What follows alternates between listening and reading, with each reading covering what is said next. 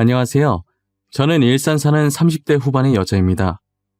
제가 이번에 정말 어이없고 기가 막힌 일을 겪다 보니 사람이라는 존재가 너무 무서워졌어요. 어디에다 하소연할 곳이 없어서 이렇게 익명의 힘을 빌려서라도 사연을 보내려고 합니다. 가족을 이룬다는 게, 그리고 이혼을 한다는 게 저만 어려운 것이고 남들은 쉬운 것인가 봐요. 남편은 제게 너무나도 쉽게 이혼을 요구하더라고요. 저는 지극히 평범한 집안에 태어나고 자랐어요. 그렇게 부유한 편은 아니지만 부족함 없이 하고 싶은 것 하고 살았죠. 아버지와 어머니는 젊었을 때부터 대기업에 다니시면서 돈을 열심히 모아놓으셨어요. 모아둔 돈이 좀 있어서 그런지 두 분 다 노후 걱정은 없으셨어요. 그래서 지금은 어머니께서 일을 그만두시고 집에서 살림을 하고 계시고요. 저는 같은 회사에 다니던 저희 집안과 비슷한 집안인 남편을 만나 결혼을 했습니다. 저희가 결혼한 지는 오래되었는데 현재 아이는 없는 상태예요. 노력은 많이 했었지만 애가 생각보다 쉽게 들어서지 않더라고요. 그렇다고 해서 애 못 가진다고 시어머니께서 구박하진 않으셨어요. 시어머니께서도 저처럼 임신이 잘 안 돼서 힘들게 저희 남편을 낳으셨었거든요.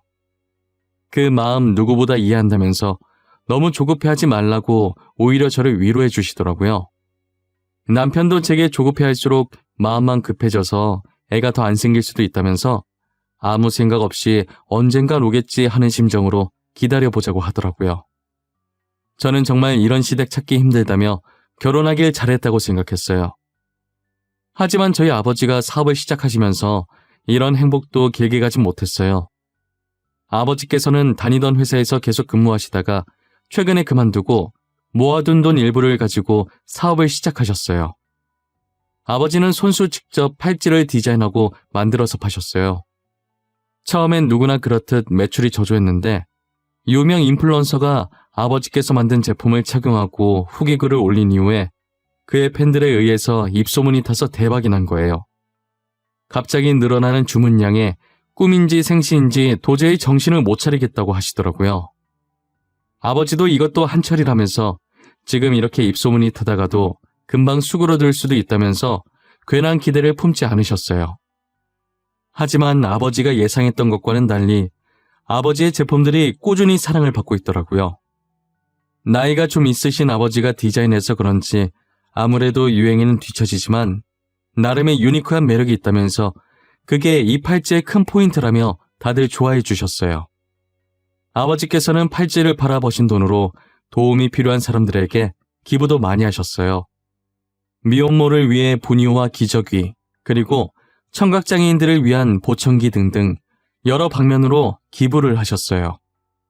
매출이 더 안 올라도 괜찮으니 떨어지지만 말자는 아버지의 바람과는 달리 아버지의 팔찌를 착용했던 유명 인플루언서가 뒷광고 논란이 터진 거예요. 그러면서 아버지의 회사도 함께 논란에 휩싸이게 되었죠. 사실이 아닌데 마치 사실인 것 마냥 사람들이 글을 썼고 그 글이 빠르게 퍼지면서 기사까지 포털 사이트에 크게 걸리게 되었어요. 알고 보니 아버지의 회사는 그 인플루언서의 가족이 운영하는 건데 홍보해 주려고 뒷광고를 했다는 둥, 인플루언서의 유명세만 믿고 그거 이용해서 노력 없이 사업이 성공하려고 했다는 둥, 애초에 별 볼 일 없는 팔찌 착용한 게 이상했다면서 역시 가족이었다며 증거 사진이랍시고 짜맞추게 한 사진들을 같이 올리기 시작하더라고요. 사진과 함께 글을 적으니 내용이 부풀려질 대로 부풀려져서는 정말 모르는 사람이 보면 사실이라고 믿을 정도더라고요.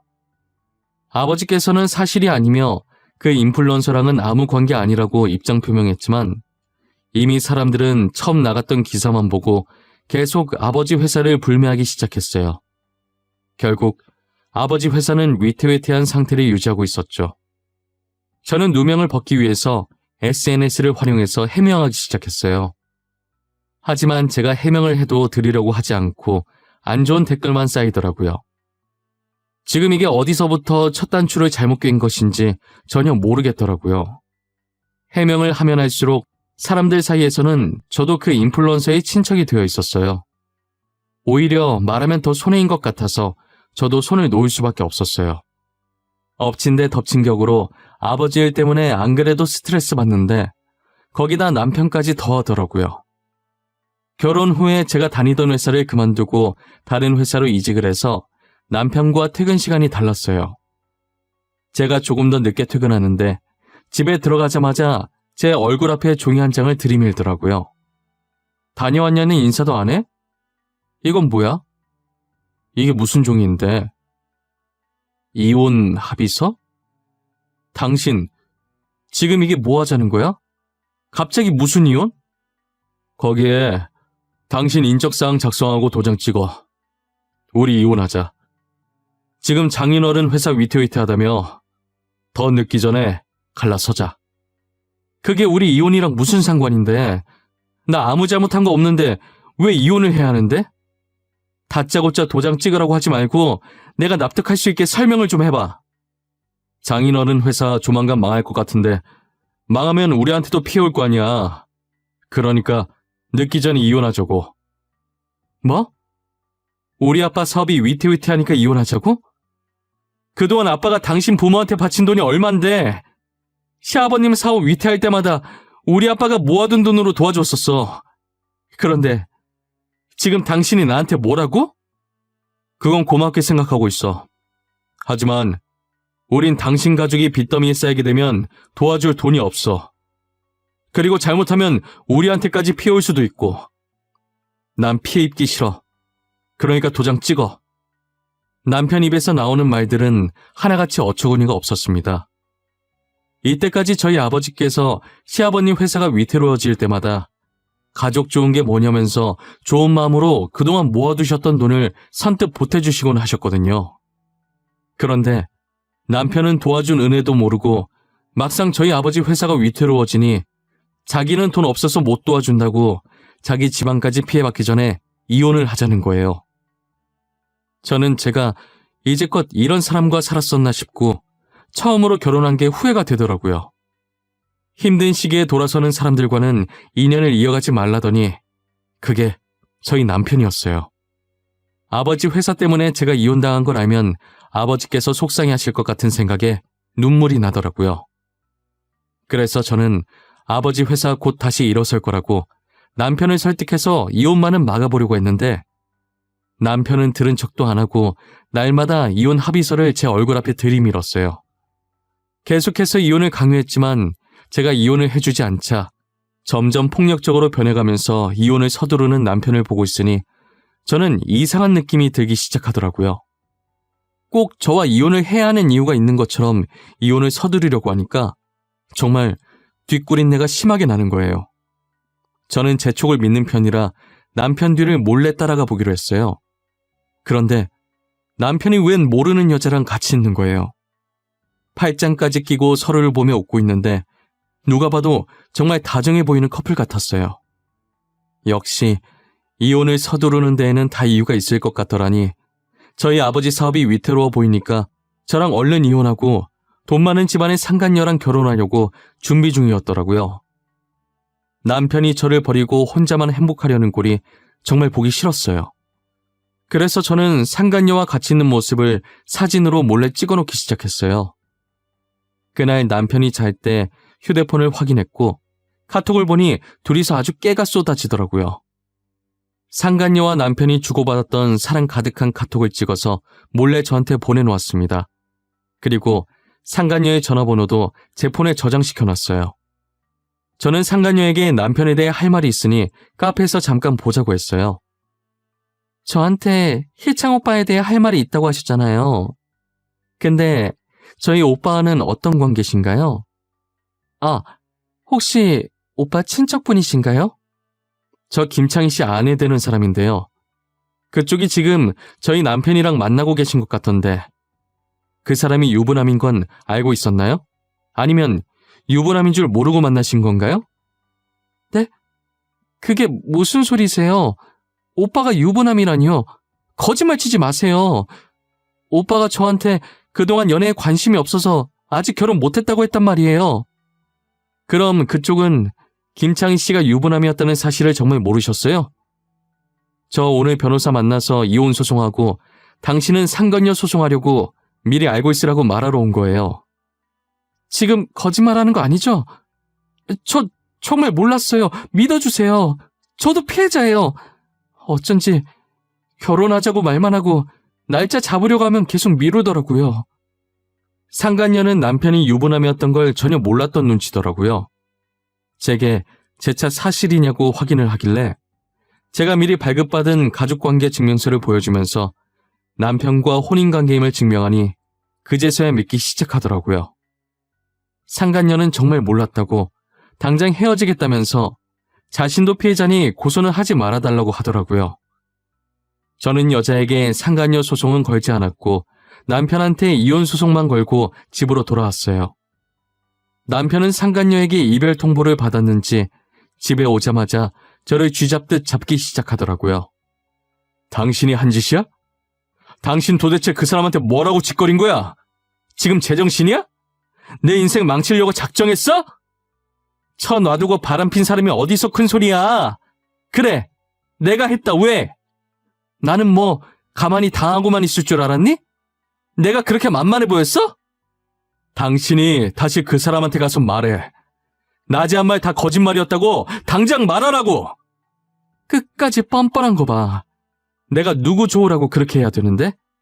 나 당신 잘 사는 꼴 절대 못 봐. 오늘 당신한테 이혼 소송 걸었으니까 나한테 줄 위자료나 챙겨놔.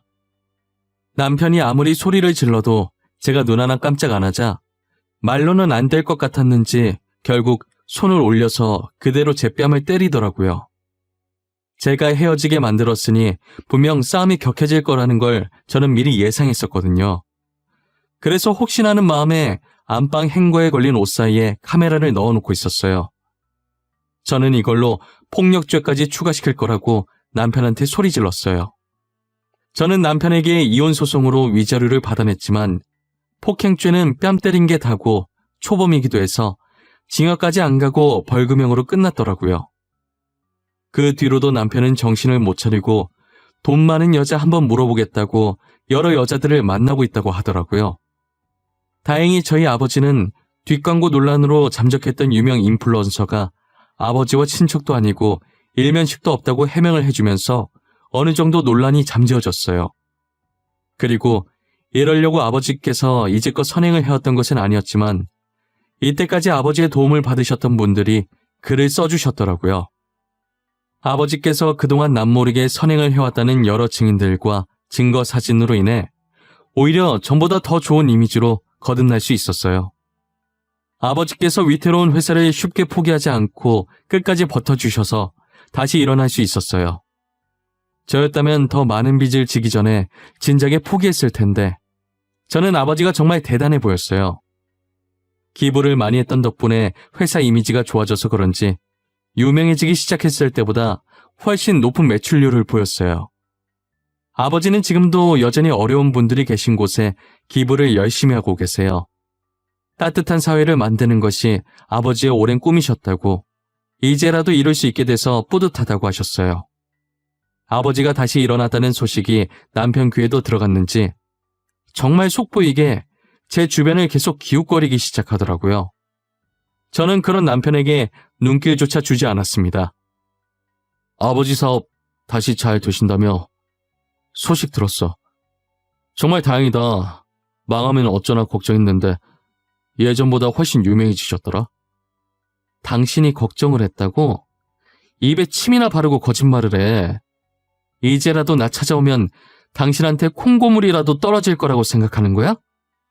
에이, 그런 거 아니야. 난 그냥 여러 여자 만나봤는데 당신만한 사람이 없더라고.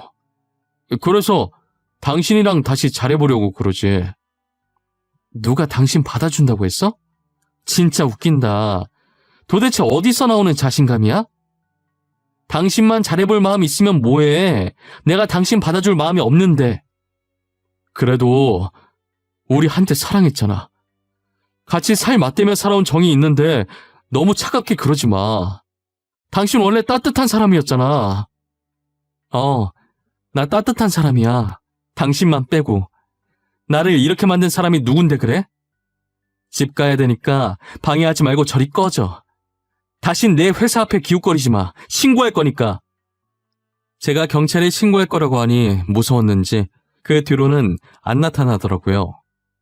도대체 누구 좋으려고 제가 재결합을 하나요? 저는 또다시 지옥 속으로 들어가기 싫었어요. 얼마 뒤 남편이 다니던 회사를 그만두고 사업한다는 소식을 들었어요. 저는 개업 축하한다는 문구를 새긴 근조 화환을 남편 회사로 보내줬어요. 그리고 화환과 함께 홍보 열심히 해주겠다고 포털 사이트 확인해보라는 편지도 하나 남겼죠. 저는 포털 사이트에 남편이 제게 했던 짓들을 영상과 함께 글을 써서 올렸어요. 그리고 많은 사람들이 볼 수 있게 배너 광고도 해줬답니다. 제가 열렬히 홍보해준 덕분에 남편 회사는 아주 유명해졌더라고요. 비록 불륜남, 폭행남, 갖가지 안 좋은 수식어의 별명들이 함께 붙게 되었지만요. 결국 남편은 사업을 제대로 시작해보지도 못하고 망하게 되었어요. 저한테 돈이라도 뜯어야겠는지 사실 적시 명예훼손을 걸었더라고요. 저럴 거라는 걸 어느 정도 예상은 했지만 진짜 끝까지 구질구질해 보였어요. 남편은 제게 합의금만 준다면 고소 취할 생각이 있다고 하더라고요. 당신 미쳤어? 사람을 이렇게 전 국민한테 망신 주니까 이제 속이 후련해? 이미 지난 일인데 꼭 그렇게까지 해야 했어? 응, 그렇게까지 해야겠더라고. 사실 아직 속이 완전히 후련하진 못해. 난 앞으로도 당신이 행복해지려고 하면 다 망쳐놓을 예정이야. 뭐? 앞으로도 계속 이러겠다고? 도대체 이렇게 해서 네가 얻는 건 뭔데? 너 그거 돈 낭비, 시간 낭비야. 알아? 내가 얻는 거? 통쾌함? 짜릿함? 그냥 내 기분이 좋아. 그리고 내 돈, 내 시간, 내가 낭비하겠다는데 당신이 그걸 왜 신경 써? 너 이거 사실적시 명예훼손으로 고소감인 거 몰라? 나 너 명예훼손으로 고소했어. 이 정도 각오는 하고 그런지 버린 거겠지? 당연히 예상은 했어. 쪽팔린 줄도 모르고 진짜 고소할 줄은 몰랐네. 허위 사실도 아니고 사실적시라니. 진짜 너무 모양 빠지지 않아? 이미 망한 거 내가 지금 자존심 지킬 입장이 아니라서 말이야. 당신이 나한테 합의금만 준다면 고소 취하할 생각 있어. 그래, 당신이 지금 자존심 세울 때가 아니지. 한 푼이라도 더 필요한 상황인데 말이야. 안 그래? 합의금 줄게. 얼마 주면 되는데. 원하는 액수 한번 불러봐. 4천. 4천만 주면 내가 뒤끝 없이 깔끔하게 당신 고소했던 거 취하해줄게. 어때? 4천 괜찮겠어? 남편은 제가 생각했던 것보다 액수를 적게 부르더라고요. 바로 입금해주겠다고 했고 저는 그 자리에서 합의금을 주고 남편은 고소를 취하했어요. 저는 제발 다시는 내 눈앞에 보이지 말라고 하고 먼저 자리를 떴습니다. 그리고 남편 회사가 망하고 얼마 지나지 않아 시아버님 회사도 망했더라고요. 남편이 회장의 아들이라는 게 소문이 나서 사람들이 불매를 했다고 하더라고요. 남편네가 점점 망해가는 걸 보는데 얼마나 속이 시원한지 몰라요. 이렇게 못된 마음 먹으면 다 저한테 돌아온다는 걸 알지만 그래도 남편네가 망한 건 저 때문이 아니라 다 남편의 업보라고 생각해요. 이제 와서 드는 생각이지만 저와 남편 사이에 애가 안 생겼던 건 이런 일이 생길 줄 알고 미리 조상님께서 막아주신 것만 같았어요. 저희한테 아이라도 있었으면 아이 핑계를 얼마나 댔을까요? 상상만 해도 치가 떨리고 온몸에 소름이 끼쳐요. 여러분들은 주변에 있는 누군가에게 혹시나 힘든 일이 생긴다면 못 본 척 외면하려고 하지 마시고 도움의 손을 한번 뻗어보세요. 그게 다 여러분들의 업으로 돌아갈 거예요. 오늘 날씨가 많이 춥다고 해요. 따뜻하게 입으시고 이 시국 조심하시길 바랄게요. 힘든 시기인 만큼 저희 다 같이 이겨내보도록 해요. 지금까지 제 사연 들어주셔서 감사합니다.